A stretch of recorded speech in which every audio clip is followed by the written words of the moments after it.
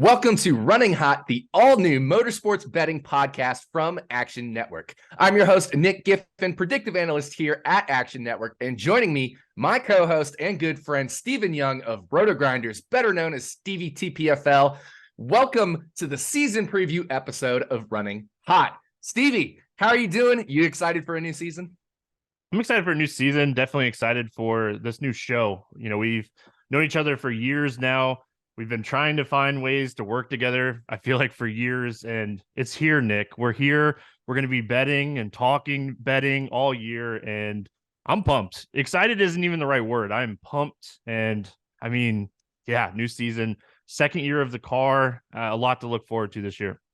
Oh, yeah, there's a whole lot to look forward to this year, and like you said, I'm very excited to be working with you as well. We've been trying to do it since NASCAR DFS started in 2015. I know you and I have been trying to work together almost since we knew each other. So very excited about that.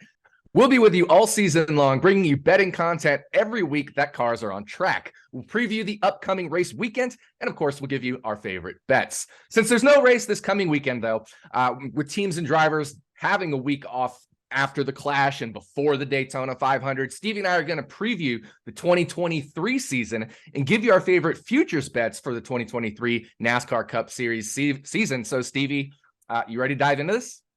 Yeah, I'm ready. You're going to see a common theme with my bets and the year because there's a couple drivers that I'm very excited for the 2023 season. Yeah, me too. And real quick, before we kind of dive into that, do you have like a favorite NASCAR bet of all time that you've made? Oh, all time. So I think it was 2021, Christopher Bell at the Daytona road course. It was one of the only times we ran the road course as like a points race. Just some trends from his Xfinity days. And he was like 60-1 on like a Wednesday. And I was like, we need to do this. And yes, it hit. He won the race. It was his first cup win. And it was fantastic. So, that was fun. We've had a ton of fantastic like DFS moments over the years, sweating 100K, winning 100K on a rainout race. It's been a fantastic journey. But betting wise, I think Christopher Bell winning at the Daytona road course, like it was all just kind of magical. Especially when you think about that season in general.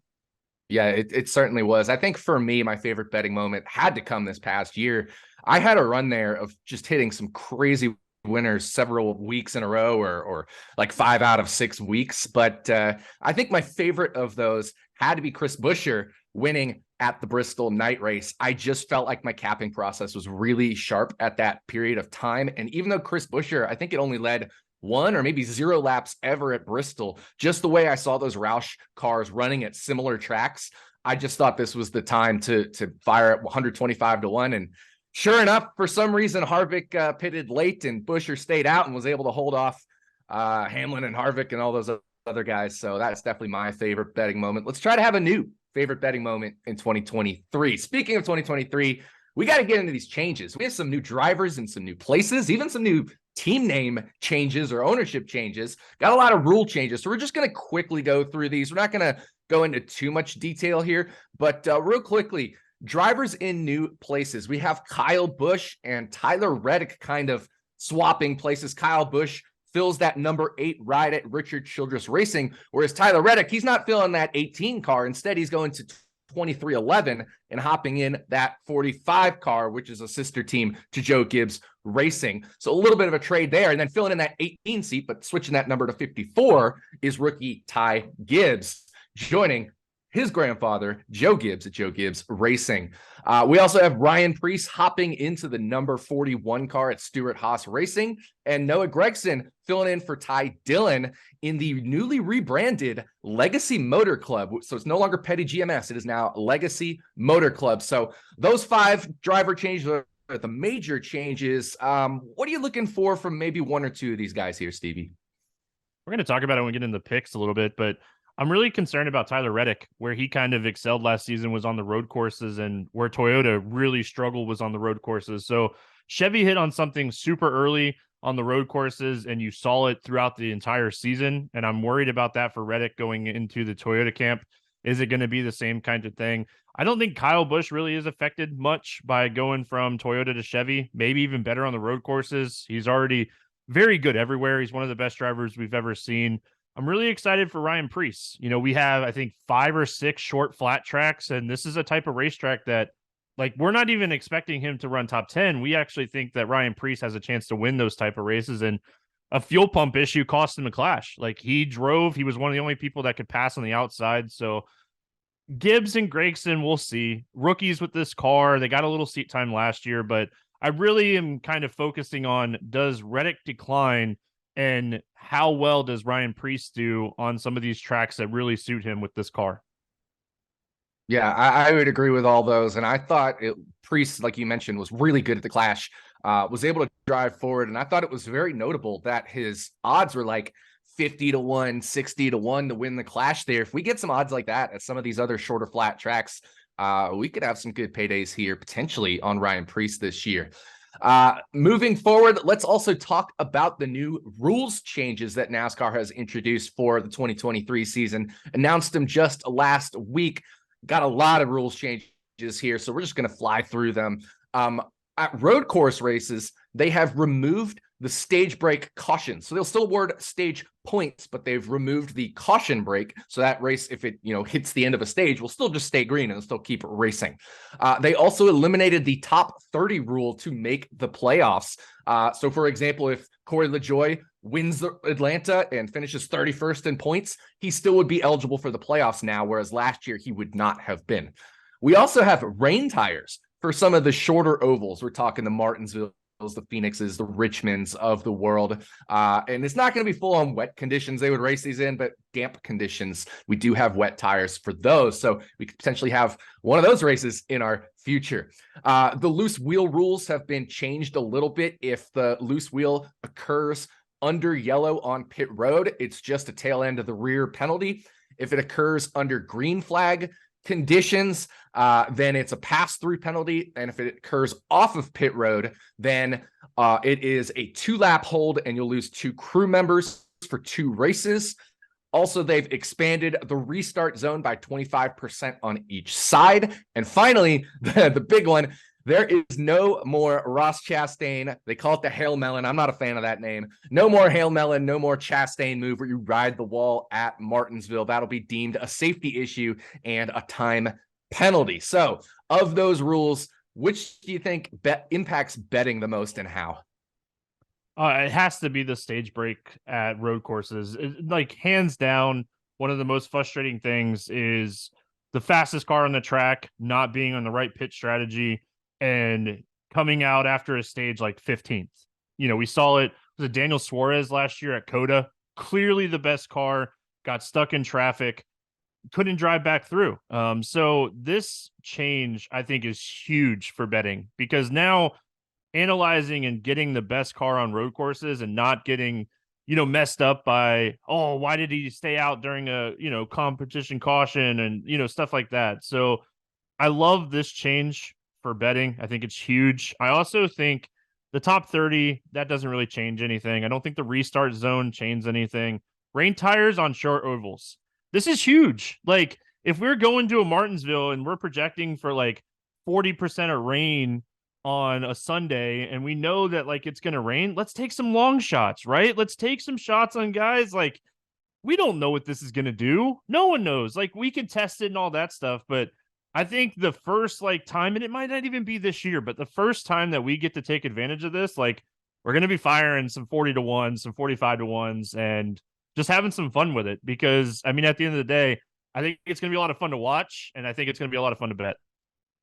I agree. I agree with all that. I think the number one absolutely has to be the road course stage breaks being removed. One of the things that I think is interesting though here, I'm very glad they implemented that rule, but I'm a little sad that we'll lose the ability to bet on some long shots to win stage 1 or to win stage 2, because I know I hit a Logano 40-1 to win a stage last year because he was starting mid-pack and everybody in front of him I knew was going to pit to go on that air quote race winning optimal strategy. And he was going to stay out to get that playoff point. And sure enough, he 40-1 one stage. I can't remember if it was stage 1 or stage 2, but you get the idea. It applied to both stages. So I'm going to miss that little bit. of a betting aspect of it. So any other final thoughts before we dive into our picks, essentially, Stevie? Any final thoughts about 2023? I mean, it's the second year with this car. There's some changes that have been made, but now teams have a lot more data. We have a lot more data. You know, you and I both love that. So I think eye test and data adding together, and that's what we're kind of here for. So I'm excited for this season, and I'm really excited to see some of the jumps that these teams make with this second car. Do we still see a record tying winning amount of drivers, stuff like that? Do we see someone get like an 8-win season? I think there's a lot to watch this year, and I'm excited. Yeah, me too. So real quick, before we dive into our official picks, I was doing a little digging, and this came across my radar. With it being the Super Bowl this weekend, I think it would be fun to tie in Super Bowl into our niche, of course, NASCAR, the Daytona 500. And I found a prop at William Hill. Which will be greater, the distance of the first touchdown in the Super Bowl or the total number of cautions in the Daytona 500? So, Stevie, what do you think about this one? I love it. This is fun. I mean, this is what betting's all about, is having fun, making some money. I think that looking at the numbers and especially looking at super speedways with this new car last season, I think you have to take the touchdown on this one. I mean, that's where I would lean personally. I think that we could potentially see like 6 to 9 cautions in the Daytona 500. I like the odds of a touchdown being longer than 10 yards. So I'm going to take the touchdown. And man, what a fun little bet that you found here. I like it. We're bringing the goods here, episode 1. Yeah, absolutely. And just to add a little more context here, if you just look at distance of first touchdown prop, it's 10.5.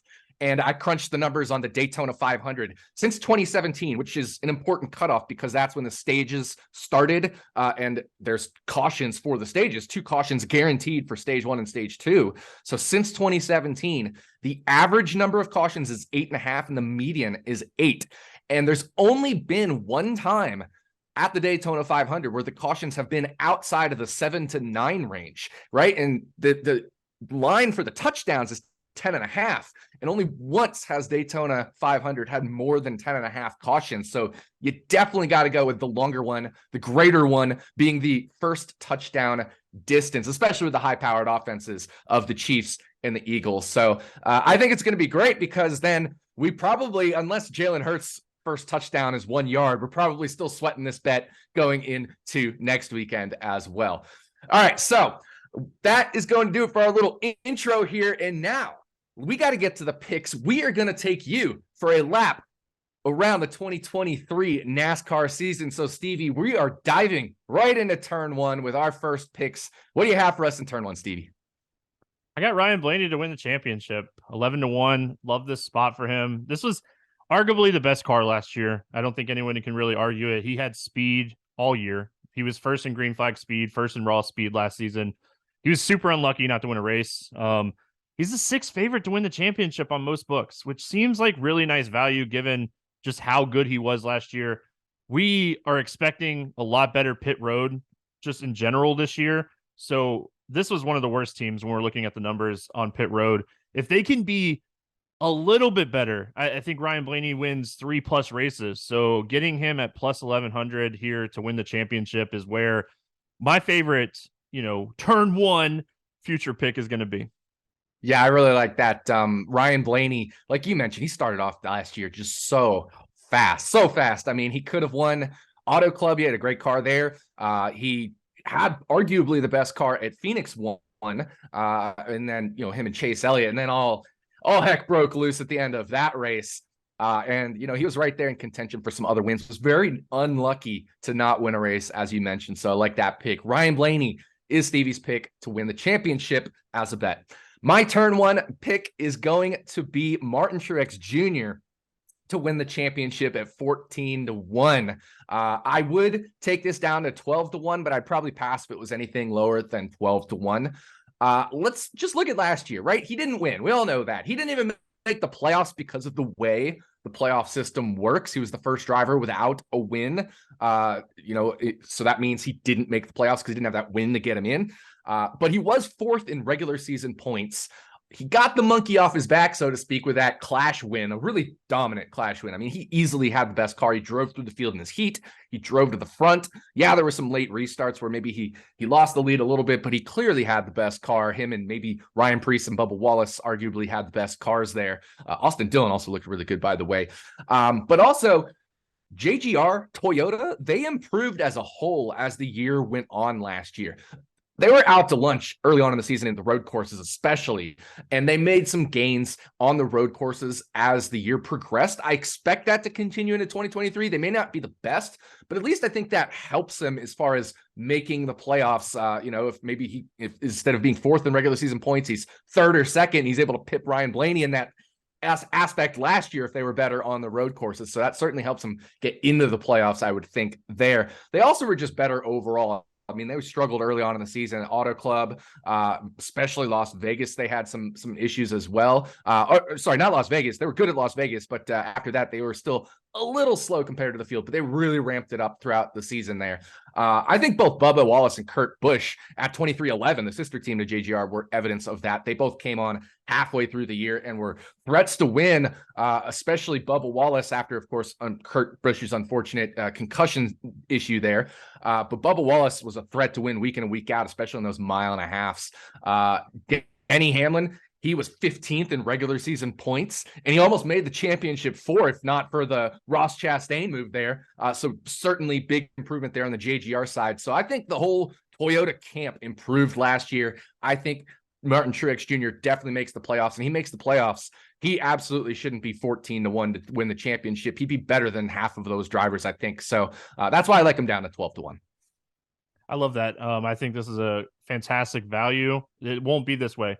Like, you're not going to get this for much longer, especially after the Clash. Like, clearly the best car at the Clash, like you said, ranked first in raw speed and first in green flag speed that entire race. So just never fell off. The Toyotas never fell off in general. So I love this one. Yeah, I agree. So we made it through turn one. We're continuing through the corner on to turn two. Give it to us, Stevie. I mean, we're gaining speed, right? That's what you got to do off of turn two. Denny Hamlin over 2.5 wins. You're getting this at plus money right now. I love this. It just kind of piggybacking off of what you just said with Martin Truex Jr. Toyota, where were they at the beginning of the year? They had so much speed at the end of the year. So I like this over 2.5 wins. I mean, he's 8-1 to win the championship, like third favorite odds, and we're getting value at over 2.5 wins. So something seems off a little bit with this one. I mean, Toyota first, third, fourth in the Clash in green flag speed. So if we're going to see that type of speed on these short tracks and on these flat tracks, it just takes up, over half the races between high tire wear, super speedways. So Denny is set up for success. Kyle Busch has moved on. Ty Gibbs isn't going to get the number one stuff. The focus for JGR is going to be Denny Hamlin and getting him that championship. So I like over 2.5 wins for Denny at plus money. Yeah, certainly. Since NASCAR kind of, in that Gen 6 era moved to that different downforce package and different engine package, Denny Hamlin dominated in 2019, dominated in 2020. He still had 2 wins in 2021, and then we flipped to the next gen car, and he had 2 wins last year. So I think getting plus money on the over is super value. So I really, really like that bet as well. Good find there, Stevie. For my turn 2 pick, I'm going to go with a season's win prop between 2 teammates. I'm going to take Ryan Blaney at plus money, plus 105 you can get right now over Joey Logano. I'd take this at anything plus money. I really see these two as equals. And while Joey Logano did win the championship last year, Blaney was incredibly unlucky, I should say, not to win in 2022. He could have won the Daytona 500 if he didn't play nice to his teammate, Austin Cindric. He had the best or the second best car, like we talked about, at Phoenix 1. He should have won Phoenix 2 if he wasn't playing wingman for Joey Logano, who won that race and championship.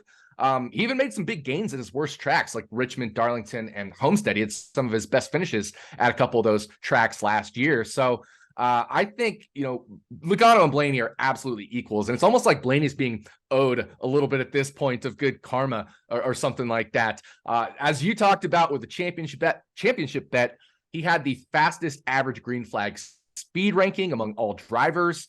And, 2 years ago, he did beat Logano in wins. So they're 50-50 on this prop over the last 2 years. And I do think Logano was a bit lucky on his 4 wins. Darlington, he moved Byron out of the way after several other better cars went out, notably Larson, Chastain, etc. And Phoenix, Blaney was better at, the championship race, but he had to play wingman for Joey Logano there to hold off Ross Chastain, who was coming there at the end of the race to catch Logano. Logano was also a little bit lucky at Gateway where he won. There were 5 other drivers in that race that led more laps than him. So I think a bit of good luck for Logano, a bit of bad luck for Blaney last year. If we kind of regress to the mean, these two should be about equal. So I'll take plus money on Blaney. Yeah, we talk about coaches of the year all the time for like NFL, NBA and stuff, but Jonathan Hassler is the real deal. Like, this is a guy that was a race engineer with this team, and he's the real deal. I like Blaney a lot. So I'm with you. Let's do it. Plus money on Blaney over Logano for season wins. I already talked about how I think he has a chance to win the championship. So let's do it, man. I'm on board with you on Ryan Blaney over Logano. All right, we made it through turn 2. We went down the backstretch, and now it's time to barrel in to turn 3. We both have a couple of season points matchup props. So take us into turn 3 here, Stevie, with yours. All right, gotta slow it down a little bit, get through this one nice and smooth so we can get off of turn 4 really good. But Christopher Bell over Tyler Reddick, minus 118 on season points. I don't know why it's not like a longer here, but like Christopher Bell was one of the best cars last year. He won 2 of the last 5 races. He led all of Toyotas in speed. Like, where Toyota was struggling, Christopher Bell was still running really good and just getting unlucky sometimes. So with the lack of speed on road courses and where Reddick kind of excelled in 2022, I really think that like Christopher Bell is someone that not only can beat Tyler Reddick, but he also is someone that can win a championship where he's at in his career. So I quietly have him in my final 4. He dominated on restarts last year. This restart zone potentially being bigger potentially helps him. We don't know what the restart, like, let's make it a little bit bigger. We don't know what that's going to do, but it also doesn't hurt someone that was really good in restarts. So, I mean, he was 4th in raw speed. Reddick was 6th. With the change of equipment, going to the sister team. It's not like he's taking over for Kyle Busch in a JGR car. Listen, 2311 had speed. I'm not arguing with that, but we're getting probably the second best JGR car compared to the second best 2311 car. Give me Christopher Bell over Tyler Reddick on season points this year. Yeah, I agree with that. And I actually had this originally as one of my picks before I decided to pivot a little bit. So right there with you, Bell should be a threat to make the championship 4. And I think while Tyler Reddick can make the championship 4, he probably would be a bigger underdog to do so than Bell. So give me Bell as well. For my turn 3 pick, I'm going to go, like I said, season points matchup, but I'm going to take Martin Truex Jr. at minus 115 over his former teammate, now Richard Churchill just racing driver, Kyle Busch. It's hard for me to make Busch and Truex, equals when we remove the juice. Both sides are minus 115 on this prop. So that would be 50-50 if you remove the juice there. Hard for me to make them equals. Truex, if we just look at that 8 car last year when Tyler Reddick was in it, Truex beat Reddick head-to-head last year in regular season points, and it wasn't even close. Just unfortunately for Truex, he didn't get that W to get him into the playoffs. But like I said earlier, I expect Truex to get in the playoffs this year. He then extended that points lead, not counting for the adjusted point system. If we just use race points, he extended that points lead over Reddick in the playoffs as well. And I don't see Kyle Busch as like a major upgrade over Reddick. He might finish a few more races than Reddick did. Reddick had a lot of problems last year, although some of it was mechanical. I remember he had a lot of tire issues, but he might not. I mean, Kyle Busch has had some DNFs as well, but he probably has a little bit less upside than Tyler Reddick as well. Just, he obviously is heading into the trailing years of his career in his late 30s. Getting close to 40 there. So I don't think he has as much upside as Reddick, but I think he could be a little more consistent, bring a few more finishes. So I think it'll be closer than Reddick versus Truex last year, but I still think Truex should be a pretty big favorite over Kyle Busch. So that's my turn 3 pick.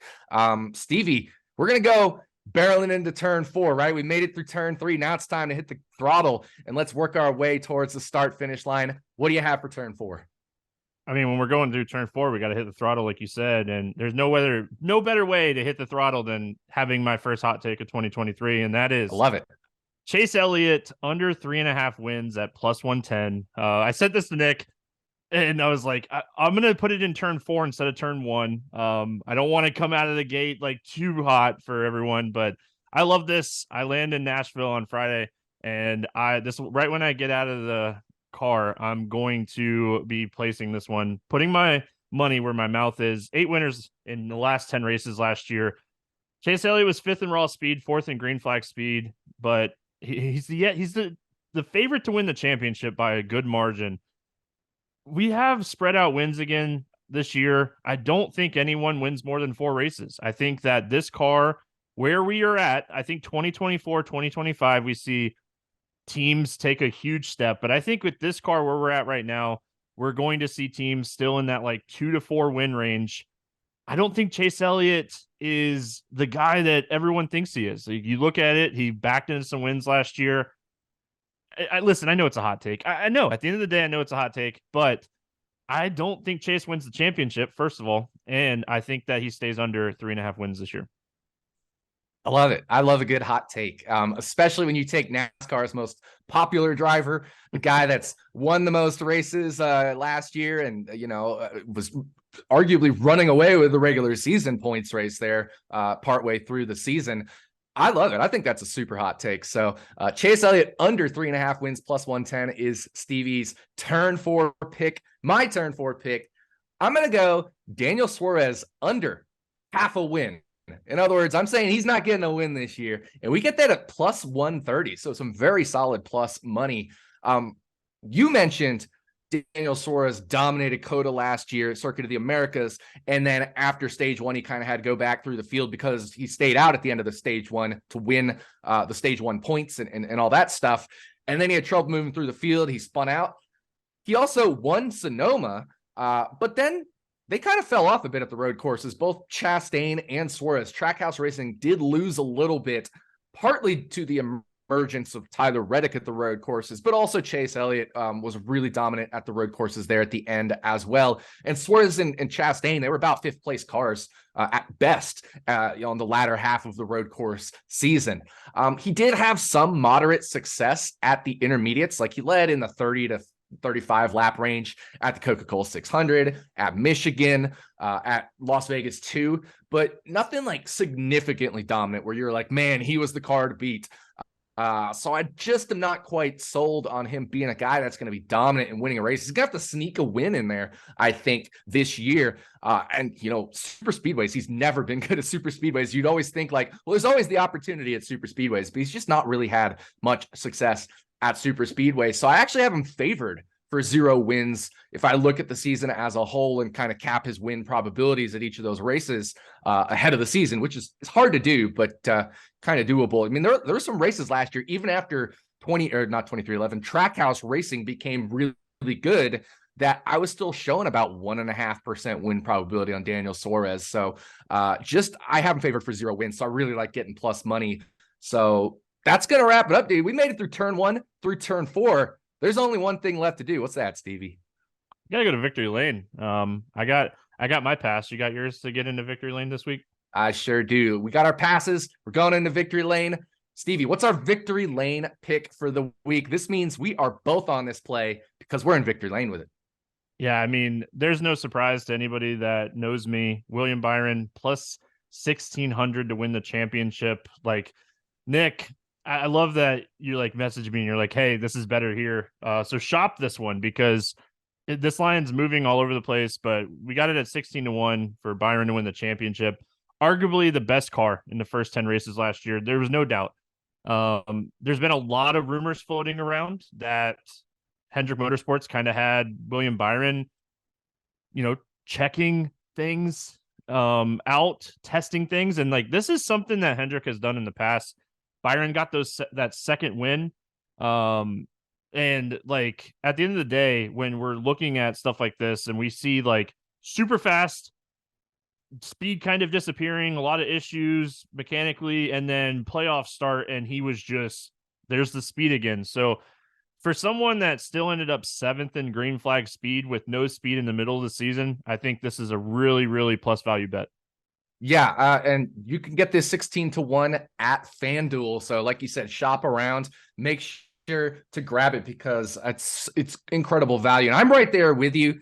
I was all over this theory that he was the test car for Hendrick Motorsports in the middle of the season. And the reason is because he was the first Hendrick Motorsports driver to grab 2 wins. And 2 wins is 100% going to lock you into the playoffs. Yep. And then, at some point, Chase Elliott grabbed his second win there as well. But Elliott was contending for the season points title. So they didn't want to put him as the test car because that season points title comes with a big bonus in the playoff points. So that's why Elliott, when he grabbed his second, that he didn't go into test mode. So I am fully on board with the theory that Byron became the test car halfway through the season. And like I said, I was jumping all over Byron beginning of the playoffs as well, where he picked that speed back up because it was no longer test mode. It was go get the championship mode. So I love Byron 16-1, William Byron 16-1. We're in victory lane with that pick. I love it. Stevie, I think this is a very fun first show. You looking forward to the rest of the year? Oh yeah, I can't wait. I mean, next week we're going to have so much fun talking Daytona. One of our greatest memories as friends is like just being at Daytona hanging out. So I'm excited for the 500, but I'm excited for the season. I think that we're going to bring excellent content to everyone all year. And I mean, this is a show that is such a long time in the making. So yeah, I'm pumped. Oh, me too, man. And it Daytona 500 is the Super Bowl, right? Like NFL ends with the Super Bowl. Then the next week is another Super Bowl. It's so exciting. I am so ready for it. But that'll do it for us. Thank you for listening to the first episode of Running Hot, the all-new motorsports betting podcast from Action Network. We'll be back this time next week previewing all things betting in the Daytona 500. It's going to be a nice long show because we got a lot to talk about for Daytona. I definitely can't wait for that. On behalf of my co-host, Stevie Young, thanks again for listening, and we'll see you back here next week on Running Hot from Action Network.